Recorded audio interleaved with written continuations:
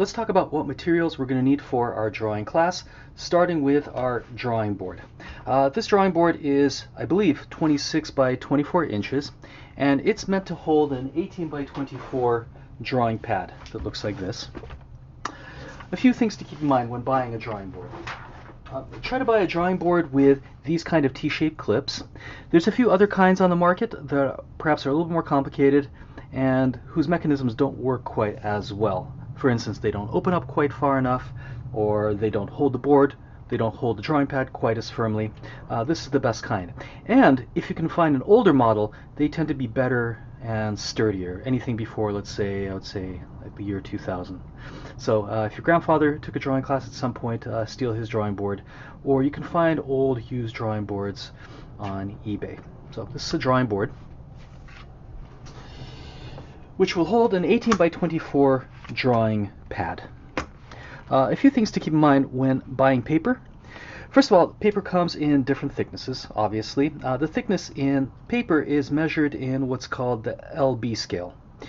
Drawing paper tends to run between 40 to about 80 LB. Printing paper, Xerox paper, tends to be maybe 20 or 30. Drawing paper will run between 40 and 80. This is 50, so this is really good for sketching.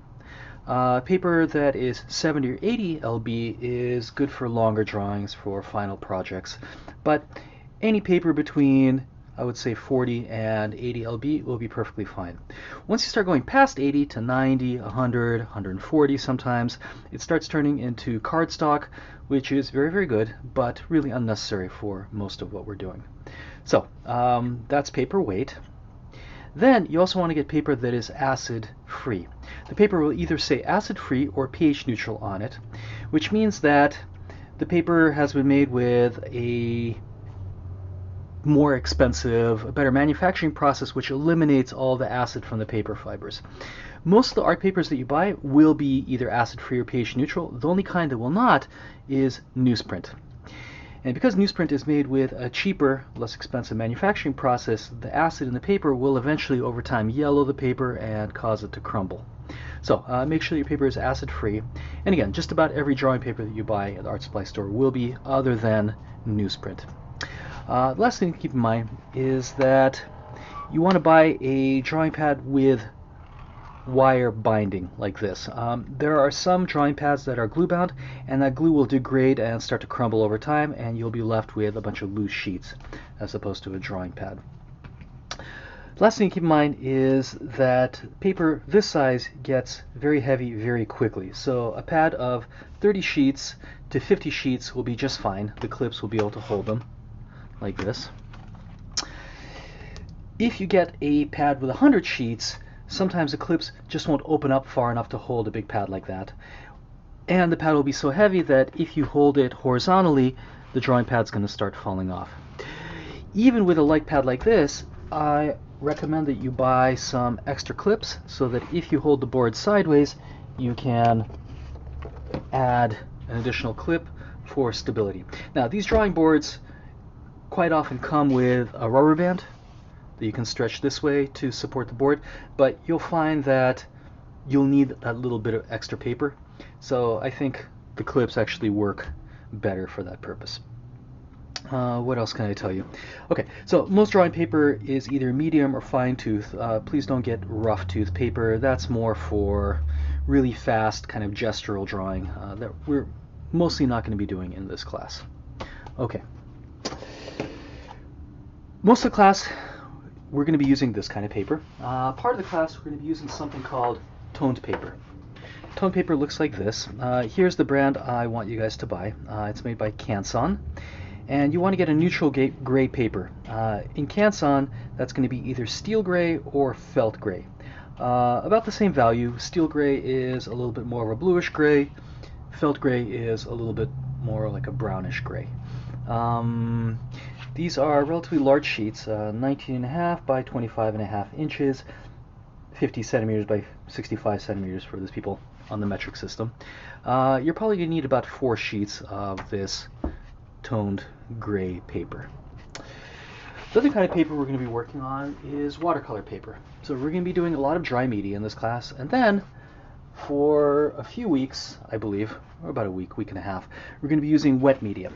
For that, you need one large sheet of watercolor paper. So this paper has been cut down into quarters. The watercolor paper I want you to buy is made by Arches, and it's going to be, I believe, 20 by 30 inches. Again, I'll have the size and the brands I recommend written down in a description below this video and in the materials list I'm going to send out to you. In terms of the thickness, you want to get 140 pound. So that's relatively thick paper. The reason why you want a heavier watercolor paper is so that when I start putting a lot of watercolor washes on it, actually I have another drawing here, it doesn't start to buckle a lot. The other thing is that watercolor paper also comes in different textures. You have really smooth paper, which is called hot press. I'll give you guys an example of hot press. Hot press is really, really smooth and designed for pen and ink. What you want is something called cold press. Cold press is much better for aqueous media because it tends to grip the washes better and keep them from moving around a lot. So cold press is really bad for pen and ink. Hot press is really good for pen and ink. That's usually what I use it for. For this class, we're going to be using cold press paper. So the brand is Arches, cold press, and the size is one large sheet of 20 by 30 paper, which we're going to cut down in these quarters and use partially for our in-class work and our homework. Okay, so I believe that covers the paper that you need to buy. Now let's talk about our pencils. We're going to be using two kinds of pencils in this class, graphite pencils and charcoal pencils. Here are the 4 different graphite pencil brands that I recommend. This is Staedtler Mars Lumograph. We have one made by Faber-Castell. We have a Prismacolor pencil, Prismacolor Turquoise. And then Tombow, which I believe is a Japanese brand. All these pencils are really, really good. You want to get a range of pencils in terms of hardness and softness. Now, the softness of pencils is measured in the HB scale. A medium pencil is about HB, and then the larger number B, 2B, 4B, 6B, 8B, the softer the pencil. The larger number H, the harder the pencil. So you'll see a 2H, a 4H, 6H, sometimes you'll see a 9H. We're not going to be working with the H pencils, we're only going to be working with the B pencils. So get a few HB pencils, get a few 2B, get a few 4B, get a few 6B, and then you can also get an 8B pencil if you want for really, really strong darks.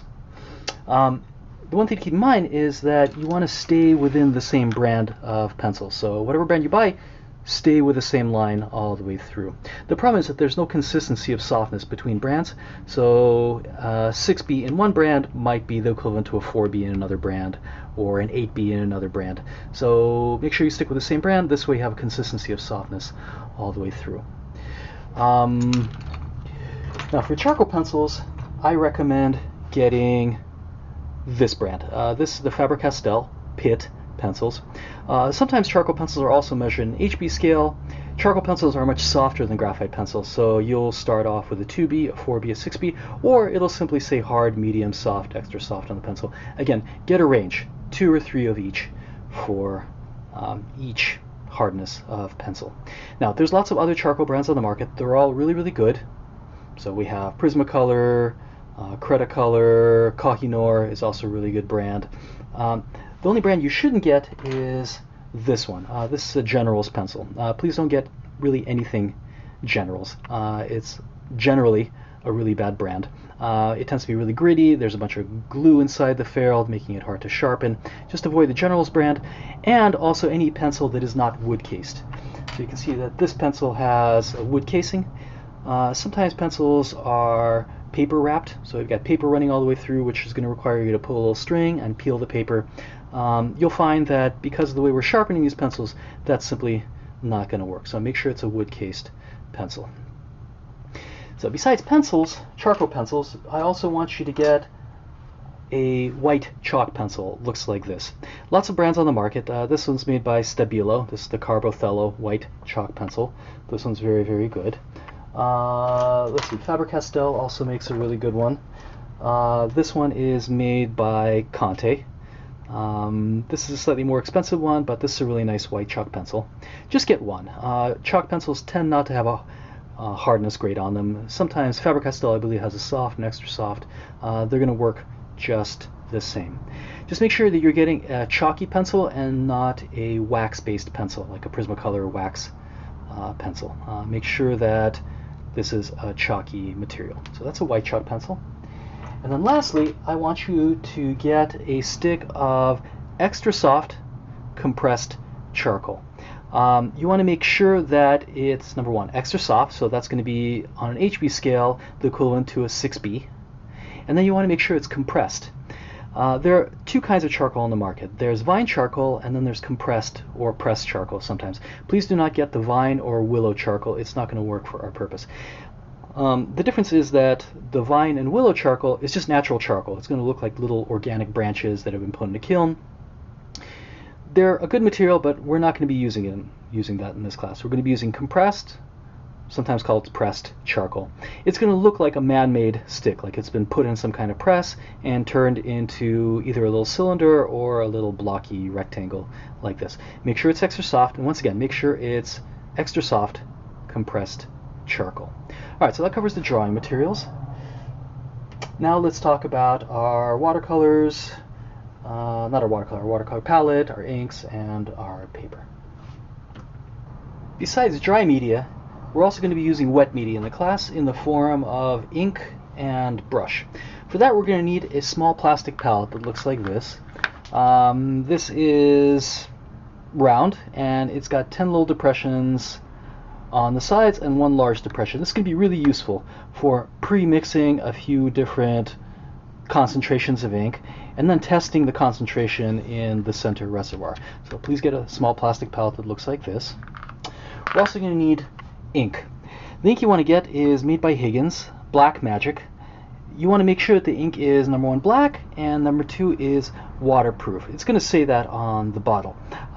If you already have ink, black ink, and you're not certain whether it's waterproof or not, just give it a test.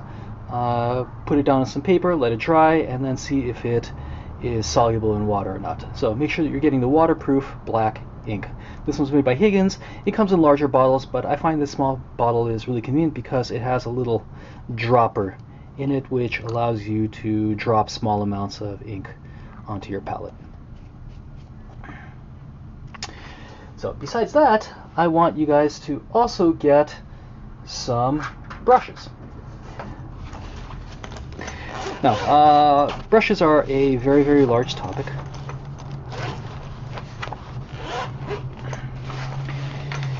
But basically, you want to get watercolor brushes of different sizes that look like this. You want to get a small brush that is about 1/8 of an inch, one brush that is about 1/4 of an inch, and then one brush that is approximately 1/2 an inch. Now, in this particular line, that's going to be a number 2, a number 5, and a, what does it say, a number 12. Unfortunately, there is no consistency of size from brand to brand, so a number 2 in one brand might be slightly larger or smaller than a number 2 in another brand. I recommend getting the Winsor & Newton University series. This is a really good brush, really good for ink. Another good brand is Princeton Art and Brush Company, but I'll have a number of different brands to recommend, which I'll list in the materials list. So the fact is, the actual size, the specific size, isn't terribly important. You just want to get one little sharp brush like this, one brush that's a little bit wider, and one brush that's about 1/2 an inch wide for large applications. Now, you want to make sure that the brush is round like this. You can see that this brush has a rounded ferrule. There are lots of other brush shapes on the market, and most of them are not designed for either watercolor or ink. What makes this suitable for watercolor ink is the fact that it has long hairs. So sometimes you'll see brushes with little short hairs. Let me see if I can find one here. Okay, well, here's an example right here. So this brush has much shorter hairs, and it's much stiffer. This is used for pushing really thick viscous paint around, for oil, for acrylic, not really designed so much for ink or watercolor. So look for watercolor brushes. Once again, these are the brands I recommend, and just get 3 of these. You can get a larger brush if you want. If you're going to be working on a large surface, that's perfectly convenient, more convenient, but these will be perfectly fine. Okay, so besides that, you will also need a little bit of tape to tape your drawing surface, your paper, onto your drawing board. So you can see that this really dirty old ink wash drawing has a border. It was done by taping the paper onto the drawing board. So you want to get some masking tape. Get specifically this stuff. It's made by Scotch. It's blue and it's about 1 inch wide. There's also a 3/4 inch, which is okay, but the inch wide is going to work better for our purpose. Try to get this brand. There are cheaper brands on the market. The problem with the cheaper ones is they have a tendency to either leave a bunch of glue on your paper or tear your paper if you take them off, if you wait too long to take them off. So this is a really good masking tape. It's actually not masking tape, it's contractor's tape. It's used for taping off windows for paint job and stuff like that, but it works really well for our purpose. Get some masking tape. And besides that, you also want to get a really good high quality paper towel. I recommend this stuff. These are blue shop towels that you can get at hardware stores, at auto supply stores. Some art supply stores now sell them. If you can't get to a hardware store, go to the supermarket and get Viva brand, V-I-V-A paper towels. Brawny can work pretty well. But having a good quality paper towel is going to be the key to controlling how much water is on your brush. To keep your brush from dripping too much. It's also really useful for correcting, so you made a mistake, you can quickly blot out your mistake if you have a good quality paper towel. So make sure you get the blue stuff, and if you can't, get the Viva brand. They're actually about the same price. This is maybe $3, and the Viva brand even might be more expensive. So get good quality watercolor paper, get good quality paper towels for our ink wash. Okay, so that covers the materials we're going to need for ink wash. Now let's talk about erasers, other things that you're going to need for the class. You're going to need 2 kinds of erasers for this class. You're going to need a hard eraser and something called a kneaded eraser. So a hard eraser is an eraser you might be familiar with. These are both nylon erasers. This one's black, this one's white. It's the same material. This one I believe is made by Mars Staedtler. This is, I think, also made by Staedtler. They work exactly the same. So these are white nylon erasers or a black nylon eraser, a hard eraser like this. And then you're also going to need something called a kneaded eraser. So these come in little gray squares, and as the name suggests, they're designed to be kneaded like dough. So anytime my eraser gets dirty, I can knead it around a little bit and clean it up. These erasers are actually used in very different ways. Your hard eraser is used for erasing proper. So anytime I really hate my drawing and I want it to go away, I'm going to use my hard eraser to eliminate my drawing. The kneaded eraser is more of a value adjuster. So if I've introduced shading that goes a little bit too dark, or there's some kind of splotch somewhere that I want to correct, I can use my kneaded eraser to lighten the value, to make little tiny adjustments. So this is your I hate my drawing eraser, I want it to go away. This is the I sort of hate my drawing, I just want to lighten it a little bit, touch it up. You should also, this is recommended, not required, get a little eraser holder like this for little delicate jobs. So this one I think is made by Blix, if I'm not mistaken, and then both of these are made by Tombow. This one's rectangular, this one's round. These are really good to have for little detail operations. So sometimes I need to erase out a little wedge somewhere or highlight on a nose. I'm going to use one of these little eraser holders to do that. There are other eraser holders on the market. These 3 are the best ones. I usually carry these 2 around with me at all times. If you don't have these, you're going to have to cut little pieces out of your hard eraser in order to go into sharp corners. So sometimes I'll have a little piece of erasers lying around that are wedge shaped so I can work into corners if I don't have my eraser holders to work with. So those are the different kinds of erasers you should probably get. These you definitely get. Hard eraser, kneaded eraser, eraser holders, recommended strongly, but not required. We're going to be sharpening our charcoal and graphite pencils with an X-Acto knife. That's something that looks like this. you want to get yourself an X-Acto knife and a bunch of number 11 blades. So get a box of 100, it's going to last you a few years probably. And then I recommend having some kind of little separate container so you're not carrying this big box of blades around all the time. So this is a little Listerine container. Why do we use an X-Acto knife to sharpen our blades? Because the twisty pencil sharpeners that most of you are used to, something like this, will either eat up your soft pencil or give you a really stumpy short blade that's going to constantly be in need of resharpening. Our pencils need to be sharpened really long for the sake of their versatility. So we're going to be sharpening our pencils like this.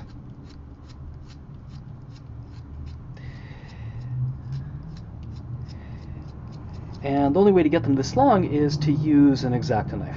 So there'll be a demo on that later once you get your supplies. But in the meantime, get yourself an X-Acto knife and a bunch of number 11 blades. We're going to be using two materials for blending and smoothing our drawings. The first thing is called a chamois cloth. Now, it doesn't look this color out of the bag. It's actually a tanned kind of beige material. It's a really soft animal skin, I'm assuming like a cow skin. It's called a chamois cloth. And then for finer blending, you want to get a few of these blending stumps. You can get a package of different sizes for a few dollars. This is basically tightly wound newsprint. If you don't have this, you can take some paper towels and roll them up really tightly and use them, but I find that these tips give you a little bit more control for detailed work. So get yourself a chamois cloth and at least 3 or 4 different blending stumps. Besides doing lots and lots of observational drawing, we're also going to learn something called linear perspective, which is the science and art of depth. For that, we're going to be using our HB pencils and a ruler. It's going to look like this, and a right angle. So for the ruler, I recommend getting something that is at least 24 inches like this, and preferably clear with a grid. That's going to be really useful to allow us to see what we're drawing underneath. So get a clear plastic ruler with a grid like this, minimum 24 inches, 36 not bad either. You want something that comfortably fits your large 18 by 24 drawing pad. And then get yourself a clear plastic right angle that looks like this. Okay, now let's cover materials that are recommended but not required. You're going to want to buy a box to carry all your supplies. This is a good one. This has lots of space for all the stuff that you bought. The only problem is that when it comes to your charcoal and your graphite pencils, this box will have a tendency to shake them around and potentially damage them.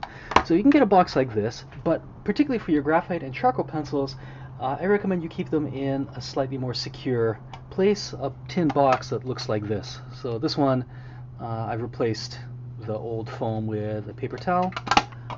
Let's see about this one. Okay, so you can see this one has the original foam in it. It just does a better job protecting your pencils.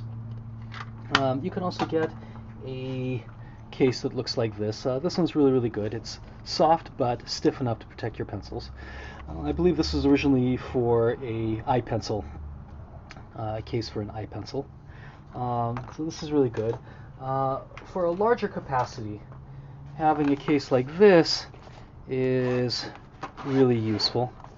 So this one, I don't really remember the brand at the moment, but the fact that it's got individual slots for your pencils to keep them safe and lots of capacity is really good. I'll find the brand and list it at the back, at the bottom of the video. So get yourself a case. Make sure your pencils are not shaking around and getting damaged in it when you're carrying it. Not that you're going to be doing lots of carrying since this class is online, but in case you do, you want to make sure that you keep your pencils safe. Some of you may have seen something that looks like this. This is a sanding block. It's used to hone the tip of your pencil. So sometimes you want a sharper tip. You can use the sanding block to re-hone, to re-flatten your pencil. The problem with these is that you tend to go through these really, really quickly, and the sandpaper on these blocks is very rough and will eat through your pencil really fast. So instead of these sanding blocks, I recommend you get a metal file from the hardware store. So this one I had for years and years and years. It's a metal file, not a wood file. It's got fine grain on it. And it is much more effective at honing your pencils. So you can get one at the hardware store and have it forever. So So this is my studio model. This is what I keep at home. And then you can also buy a little small one for travel. These are really, really effective. It'll keep you from constantly sharpening your pencils with an X-Acto knife. So get yourself a metal file. Again, recommendation, not a requirement. And then I also really strongly recommend getting a pencil extender. A pencil extender works like this. When your pencil gets too short to hold comfortably, you can use a pencil extender to add length to your pencil and give your pencil quite a bit more life. So now I can hold the pencil comfortably in my hand this way, and this way, the two different grips for holding your pencil. This one is probably about $3. There's a number of different brands, including Generals, that make them.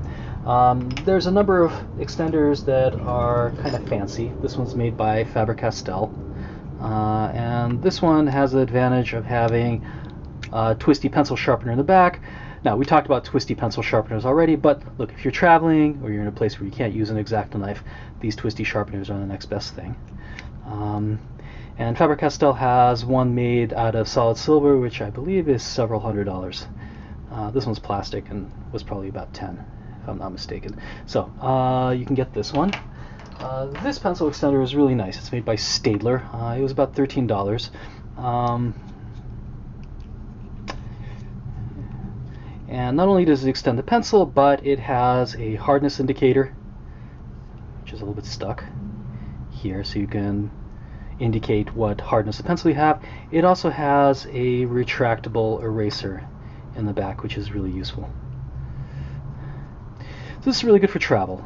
If you're out sketching, you can sharpen your pencil, put it in the other way to store it, and then when you want to take it out, you can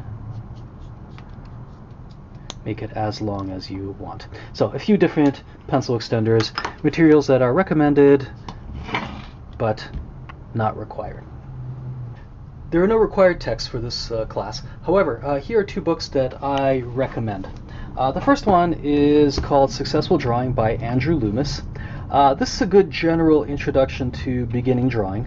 Andrew Loomis was a really famous illustrator circa the 50s. So here he's dealing with linear perspective, which we're going to cover, measuring techniques, all the stuff we're going to be covering in this class. This book has just about everything you need to know, and some really excellent examples of kind of 50s style drawing as well. Portraiture, all that kind of stuff. A little bit of everything. He's got figure drawing in here, still life, a bunch of tips. Some stuff is pretty advanced, the perspective of shadows, which we're not going to cover, but you might get in drawing too, possibly. This is a really, really good book. And then, because we're going to be doing linear perspective, which would be kind of complicated, I recommend getting this as a supplementary supporting text. This is another old school book, which has been around for 60 years at this point. Perspective Made Easy by Ernest R. Norling. There's lots of information on perspective online besides my tutorials, which are going to be very detailed, but it's good to have this book on hand as supporting material. So, two recommended texts, not required, both from old school. They've been used in art schools for quite a long time. Ernest R. Norling, Andrew Loomis. This book was out of print for quite a few years and is actually available as a free download somewhere. It was recently re-released, but you might be able to find it for free somewhere as a download. This one possibly too. I'll let you know if that's the case.